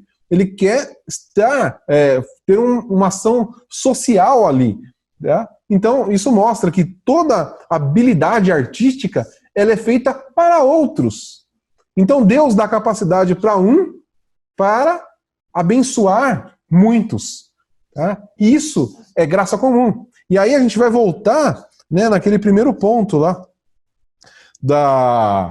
do dualismo existente. E por que eu quis falar desse assunto hoje? Porque é uma coisa que acontece na igreja, e eu vejo acontecendo no decorrer dos anos, aí que aconteceu de diversas maneiras. Quando a gente pensa naquele dualismo existente, então, se a música, se uma arte, uma literatura, um quadro, ele não é feito por cristãos, então ele perde o seu valor? Claro que não. Por quê? Porque quem deu qualquer capacidade artística e intelectual foi o Espírito Santo. É o Espírito Santo que dá a capacidade. Não existe demônio capaz de dar habilidade intelectual para alguém. Porque nós estudamos na semana passada, quem é o doador da vida? É o Espírito Santo. Ele é o que sopra pela humanidade, capacitando a humanidade a realizar as coisas.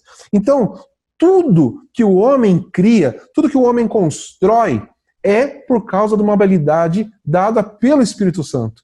O Espírito Santo age em toda a humanidade para dar coisas boas para a humanidade. Tá? Então, se você viu um belo quadro de Monet, a gente tem que saber quem capacitou Monet a pintar daquela maneira foi o Espírito Santo. Se você ouviu Beethoven e se maravilhou com um concerto de Beethoven, foi o Espírito Santo. Aí você pode pensar, poxa, mas Beethoven, pelo que eu sei da história dele, ele é um cara devasso. E qual o problema? Nós ouvimos a música dele e podemos apreciar a beleza. Podemos nos sensibilizar ouvindo a música de Beethoven, independente da vida que ele levou. Porque quem deu aquela capacidade criativa para ele foi o Espírito Santo. Tá? Aí, ao que fala lá, por exemplo, a gente pode pegar alguns exemplos, né, que são na própria Bíblia. Lá em Êxodo 31, fala de Bezalel, que tinha o talento artístico do artesanato, para fazer era um artesão para fazer as coisas. E quem deu isso? Deus, é isso que a Bíblia diz. E se a gente for um pouquinho mais para trás, lá para Gênesis, né, quando está falando da genealogia de Caim, e aí vamos lembrar, quem foi Caim? Foi o primeiro homicida. Então lá em Gênesis, quando está falando da genealogia de Caim, vai falar dos filhos dele, que era Jubal, eu não vou lembrar o nome desse cara, que é um nome estranho agora, eu não vou lembrar, só lembro mais de Jubal, que era o cara da música. Mas tinha os outros, que eram os irmãos dele, que era o que das ferramentas, tá? E que eles eram quem? Da descendência de Caim. Mas Deus deu para eles a capacidade de construir instrumentos musicais, de construir ferramentas de trabalho. Foi para eles que Deus deu a capacidade. Eu falei, poxa, não podia ter dado para um descendente de Sete? Não, Deus deu para descendentes de Caim. Mas por quê? Para abençoar toda a sociedade. Então, nós que somos músicos, né, e nós temos que lembrar que os primeiros músicos que rolaram lá foram os descendentes de Caim. Tá? E o conhecimento musical foi passado através da história aí, que começou lá com os descendentes de Caim. E aí, como fica a situação? Quem deu? O Espírito Santo. Mas eles eram pecadores, filhos de Caim. Deus deu, pelo Espírito Santo, a capacidade para eles, e isso permeou a história e chegou até nós. E hoje nós usamos músicas para adorar a Deus nos nossos cultos públicos. Percebe? Então, um conhecimento que Deus deu lá atrás da história para um pecador, percorreu a história e ele continua capacitando pessoas para desenvolverem talentos artísticos para a glória de Deus. Uma pergunta aqui, peraí. Então não há nenhuma limitação de qual tipo de música devemos ouvir? Pergunta aqui, então não há qualquer limitação de tipos de músicas que devemos ouvir? Aí é um outro assunto, pessoal. Aqui a gente está falando de capacidade intelectual, tá? De capacidade de talento, artística. Agora, existem, e aí é uma coisa que até estava aqui já preparado para falar disso, tá? Antes da gente falar disso, só quero terminar esse pedaço, segura essa pergunta aí, que eu já vou falar. O historiador, o Colin Hood, ele escreve que a possibilidade, aí o Eric vai gostar, a possibilidade de uma matemática aplicada é uma expressão, em termos de ciência natural, da crença cristã de que a natureza é a criação de um Deus onipotente. Tá? Então aqui é uma coisa que não tem a ver com música, não tem a ver com arte, mas tem a ver com ciência. Então esse cara escreve aqui que a possibilidade de uma matemática aplicada é uma expressão, em termos de ciência natural, da crença cristã de que a natureza é a criação de um Deus onipotente. Tá? E agora sim, vamos para esse nosso último assunto, que é o quê? Vivendo em meio à cultura. Então, como que nós, cristãos, vamos viver em meio à cultura com todo esse pensamento construído? E aí vai cair exatamente nessa pergunta que foi feita aqui. Tá? Ó, a revelação da graça comum de Deus, ela apresenta a sua criação caída como uma totalidade integral. Tá? Então, existe uma totalidade da natureza, e principalmente aqui falando sobre a criação caída como uma totalidade integral. Tá? E Deus protege a cristandade do orgulho sectário que leva um cristão a fugir do mundo e a rejeitar, né, em motivo tudo que surge na cultura. Isso aqui quem escreveu foi o Herman Dover. Tá? E ele fala que por que Deus concede talentos, inclusive para os incrédulos? Para proteger a igreja do orgulho de querer se isolar das outras pessoas. Tá? Achei muito interessante essa percepção do Dover aqui, né? Dover, cara, sensacional, claro, né? Mas só para citar uma das coisinhas que ele falou, né?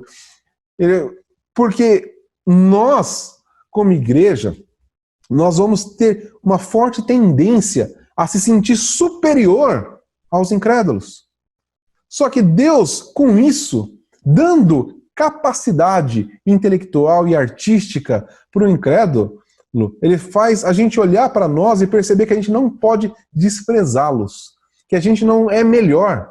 Se fomos alcançados pela graça salvífica, é graça. Percebe? Como o próprio nome diz, não é uma graça melhor, ela é só uma graça mais contundente. Ela só foi mais profunda em nós, mas é a mesma graça. Então, isso vai fazer a gente não ser orgulhoso, que a igreja não pode ser orgulhosa ao ponto de se achar superior ao resto da humanidade. Nós não somos superiores. Nós somos sim um povo separado. Para quê? Para fazer as obras daquele que nos salvou, daquele que nos chamou para a sua luz. Nós não somos melhores. Nós somos agora chamados para sermos ministros da reconciliação, ministros da nova aliança. Tá? Então Deus nos chama por um propósito específico, não porque Ele nos acha melhores, Ele não nos torna melhores. Ele está nos conduzindo a sermos parecidos com Cristo, que é o perfeito. Mas nós estamos num processo de construção, e a gente vai estudar mais isso, que também é obra do Espírito Santo. Agora, o cristão nunca deve absorver, isso aqui é outra frase do Dover, que é muito boa também. O cristão nunca deve absorver o motivo básico de uma cultura apóstata em sua vida e pensamento. Então, claro, a gente teria que entender aqui o que ele fala sobre o motivo básico, tá? E, claro, a gente não vai ter tempo para explorar tudo isso, que isso aqui seria só uma aula à parte para entender isso aqui, o que ele chama de motivo básico de uma cultura. Mas, nós, como... Vou tentar falar de uma forma bem resumidinha aqui, para a gente concluir. Nós somos seres, pessoas objetivas. Nós temos sempre um alvo. Tudo que nós fazemos remete para um alvo. Tá? Então, que é o que o Dover vai chamar de um motivo básico. Ele fala que o motivo de toda a construção cultural, ele é baseado na fé. Mesmo de um ateu. Tá? O homem, tudo que ele faz é baseado na fé. Na fé em alguém ou em algo. Tá? O que o James Smith vai chamar de reino. Tá? Todos olham para um reino que é o que eles desejam. Tá? Isso está no livro lá, o Desejando o Reino, do James Smith, que também é outro livro maravilhoso. Tá? Então todo ser humano, ele olha para alguma coisa e ele foca a sua vida naquilo. Então, o Dover vai chamar isso do motivo básico. Então, quando alguém produz cultura, ele produz baseado nesse motivo básico da sua fé. Ok? Agora, nós podemos consumir cultura, não importa qual cultura seja, mas sem absorver o motivo básico da cultura. Tá? Você fala, nossa, mas é complicado isso. É e não é. Vamos pensar aqui, como eu falei, na obra de Beethoven. Tá? A obra de Beethoven, se você pensar, pessoa Beethoven, pecador devasso, que vivia de uma maneira bem complicada, pecaminosa. A música dele é maravilhosa. Ele estabeleceu padrões musicais muito à frente do seu tempo. O que ele estabeleceu, musicalmente falando, mudou a história da música a partir dele. Então a música que nós temos hoje, nós produzimos um tipo de música que é por causa de algo que Beethoven iniciou lá no século XIX. Século XIX, podia até de onde ele foi. Tá? Que ele começou lá atrás. Percebe? Então, o que ele começou fazendo lá faz com que hoje nós possamos ter um jeito de fazer música. Tá? Agora, qual que era o motivo básico do Beethoven? A fama? Conseguir mais mulheres? Esse é o motivo básico pelo qual ele fazia. Isso nós não podemos absorver. Nós podemos apreciar a obra, aprender com a obra dele, ter os nossos sentimentos, inclusive, manifestados ao ouvir uma peça de Beethoven, como acontece. Eu, por exemplo, eu gosto muito da Quinta Sinfonia, a Sexta Sinfonia de Beethoven, eu acho maravilhosa. A Sexta Sinfonia é menos conhecida, mas é maravilhosa de Beethoven. Se você ouve aquilo lá, você se delicia na construção harmônica dele, na construção sinfônica. É perfeita a composição, todos os caminhos, os contrapontos que existem ali. Tá? E aí eu posso absorver isso, e aí eu posso jogar isso para o meu motivo básico da minha fé, que é o Senhor. Então, quando eu olho para a obra de Beethoven, eu posso adorar a Deus sabendo que a graça comum estava sendo derramada sobre a vida de Beethoven para que ele pudesse compor aquilo. Agora, nós temos, no decorrer da história da humanidade, a perversão, né, que é a deturpação de todas as coisas. Como a cultura ela é construída por seres humanos pecadores e pervertidos, corruptos, isso vai acontecer com as coisas. Tá? E o que a gente pode perceber? Existem coisas que começam a acontecer numa cultura, que é a perversão e a poluição daquilo. Então vamos entender o que são as duas coisas. O que é a perversão? Quando você fala em perversão, é você pegar o que tinha um objetivo bom e você transforma aquilo para um objetivo ruim. Então a gente pode pegar o que a gente citou da própria internet. A internet ela em si ela não é nada. Ela é uma tecnologia. As pessoas podem pegar isso e perverter o objetivo para o qual ela foi criada, que era de comunicação e troca de informações remotas, para fazer o mal. Isso é perversão. Então você muda o objetivo final da coisa. Então quando a gente pensa em qualquer produção de arte, música, né, que eu acho que é o ponto que mais vai tocar aí, ou literatura. A literatura ela serve para te passar informação, mas ela serve para desenvolver a sua imaginação. Quando você lê um livro, uma ficção, uma literatura qualquer, isso libera em você a imaginação, você passa o seu cérebro trabalha diferente, tá? Isso é um objetivo. Agora, quando eu pego e passo a construir uma obra literária com o intuito de perverter os objetivos daquilo, ou seja, eu quero criar na sua imaginação algo contrário ao objetivo bom e belo das coisas. Não, eu quero criar em você algo repugnante. Tá? Então, isso é uma perversão do objetivo literário. Quando você pega a música sempre teve essa questão social, de integração e da beleza. E aí você pega e faz uma música com uma letra, com um sentido pervertido da coisa, ou seja, onde a beleza não está em foco, mas sim a perversão, o pecado, as coisas ruins, né, ou que vão despertar as coisas ruins no ser humano. Então, ali, aquela obra de arte, ela está imbuída do sentido pervertido, do motivo básico da cultura. Então, nós, ao se relacionar com isso, nós precisamos ter muito bem estruturado dentro de nós qual é a cosmovisão cristã, bíblica, e que nós focalizamos a nossa vida. Para quando estas coisas vierem ao nosso encontro, é como se uma luz vermelha acendesse dentro do nosso coração, da nossa mente, das nossas percepções, e a gente rejeita aquilo, porque elas vão de encontro ao motivo básico. Então, nós somos chamados, né, e nós precisamos, e também isso é obra do Espírito Santo, de uma percepção para entender o que é o motivo básico de cada coisa e poder acatar certas coisas e rejeitar outras. Tá? Então a gente não pode estabelecer uma regra. Isso você pode ouvir, isso você não pode ouvir. Não, nós temos o Espírito Santo em primeiro lugar para nos conduzir em todas as coisas. Nós temos as Sagradas Escrituras à nossa disposição para perceber aquilo que é bom e aquilo que não é. Tá? Então, o que nós vamos consumir de cultura? Algo que vai nos conduzir a alguma coisa que nos leva para próximo de Deus.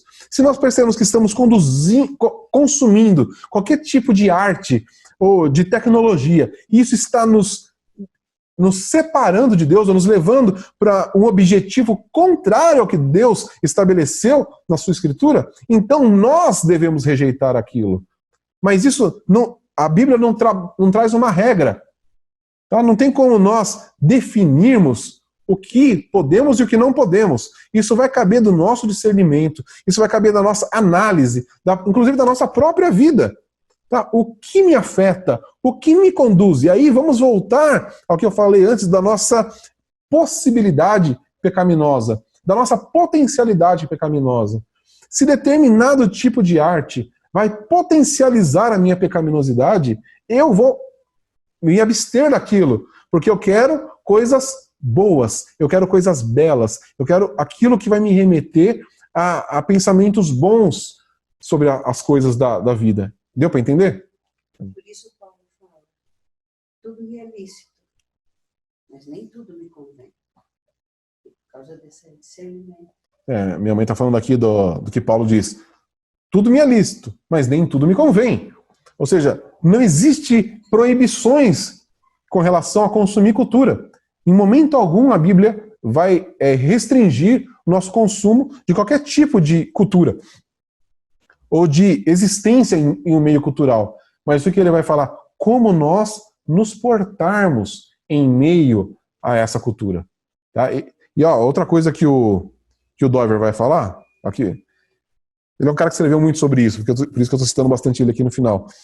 Se o motivo básico da religião cristã atua em nossas vidas, então, o motivo básico da vida cristã, da religião cristã, a fé em nosso Senhor Jesus Cristo, na obra redentora do nosso Senhor, da vida de santidade, de fazer as obras que o Senhor estabeleceu, como está lá em Efésios, para o qual Ele nos chamou, nos predestinou. Então, se o motivo básico da religião cristã atua em nossas vidas, então isso vai mudar radicalmente a nossa concepção da natureza interna do Estado, então a nossa percepção política, a relação com as outras esferas da sociedade, artística, econômica, todas. Então o Dover aqui ele não vai nem citar só na questão da arte. O Dover está falando aqui de tudo que é cultural, e a cultura vai envolver tudo. A nossa percepção política, a nossa percepção econômica, ela vai girar em torno desse motivo básico cristão, ou não, percebe? Então, quando nós focamos a nossa vida no centro básico, na cosmovisão cristã, então o nosso consumo cultural, ele também vai ser direcionado por isso, tá? Isso é muito importante.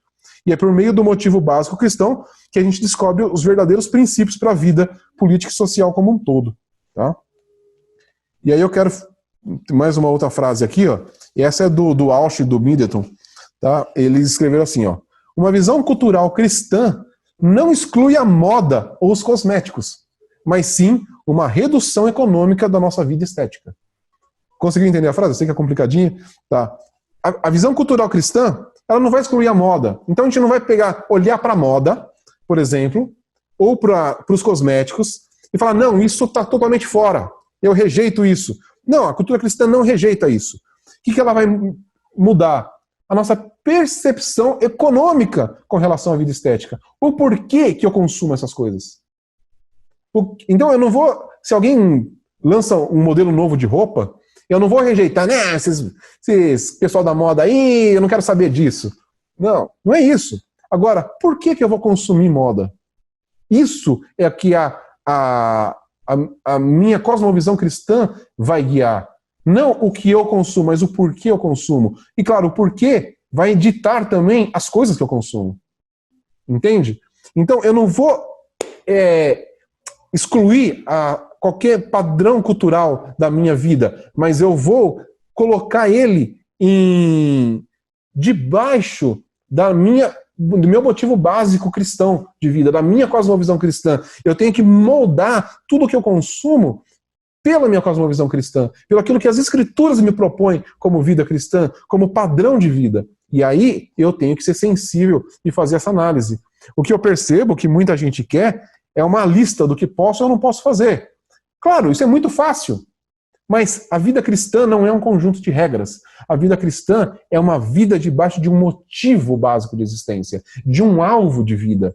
Tá? É isso que Deus nos propõe. Olhar para Ele, caminhar com Ele, pela ação do Espírito Santo. Não uma regra. Deus não estabelece regras para nós. Ele estabelece um modo de vida, um caminhar com Ele. Agora, vivendo numa nova existência, não debaixo do conjunto de regras, tá? Tem uma outra frase aqui, mas acho que essa é mais complicada, deixa ela para lá. Vamos ficar nessa aqui que eu terminei aqui do Middleton e do Walsh, que ela é mais acho que ela é mais direta aqui, o nosso tempo também já está bem avançado, a gente tem que concluir aqui, tá? Deu para entender? Eu respondi a pergunta, espero que sim, tá? Tá? Então, se alguém quer fazer uma pergunta, quer comentar alguma coisa, esse é o momento antes da gente encerrar. E hoje eu já falei bastante aqui. A única coisa que eu comento é que, ao ouvir tudo isso, eu vejo quanto Deus é maravilhoso. Minha mãe falou que ao ouvir tudo isso, ela percebe como Deus é maravilhoso. E eu estou de pleno acordo. Como Deus conduz perfeitamente todas as coisas. Tá? E isso, né, até esse final que a gente falou aqui, quando a gente percebe essas coisas, e a nossa percepção, nosso consumo de cultura, ele se torna diferente. Tá? Quando eu consumo cultura só para me sentir melhor, né, como algo só para mim, por mais que eu esteja consumindo algo bom, isso eu estou deturpando o motivo básico do meu consumo. Porque, como Paulo diz, todas as coisas devem ser para glorificar a Deus. Então, quando eu ouço uma obra de Beethoven, isso tem que me levar a glorificar a Deus, senão é pecado. Quando eu ouço qualquer canção cristã, se o foco não é glorificar a Deus, mas é eu me sentir bem, é pecaminoso. Porque o motivo da vida cristã não é mais eu, mas é Cristo. É viver para a glória de Deus. Tá? Então, eu tenho que conduzir todas essas coisas para a glória de Deus. E aí, fica muito fácil você saber quando você ouve uma música com uma letra pornográfica, e aí você pensa, não, eu vou ouvir isso para a glória de Deus. Dá certo? Acho que não. Então, é fácil fazer um filtro, né? Muito fácil. Tá? Então, acho que cabe uma coisa boa assim. Tá? E aí, alguém quer perguntar alguma coisa, comentar? Deixa eu ver, tem alguma coisa aqui no bate-papo? Deixa eu ver. Ah, tá. É que foi ela que perguntou, não vi quem foi. Foi a Vivian que perguntou? É. Aqui, meu pai que tá, ele não falou quem, ele só falou a pergunta. Ninguém quer comentar nada, todo mundo quietinho de novo. Olha só.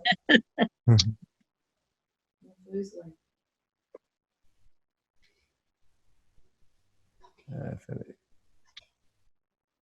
Ok.